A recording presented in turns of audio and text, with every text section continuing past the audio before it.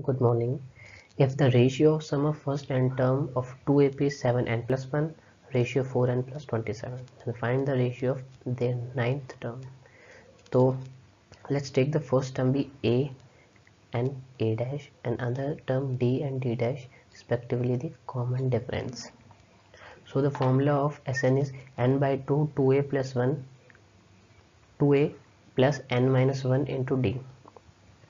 As given in the question, 7 plus 1 is the first AP and 4n plus 27 is the another. So we will cancel 2 by 2 and move forward.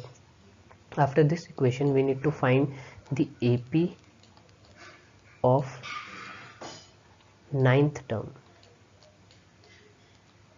So to solve the ninth term we will use this formula, n minus 1 by 2 is equal to 8 to get ratio of ninth term.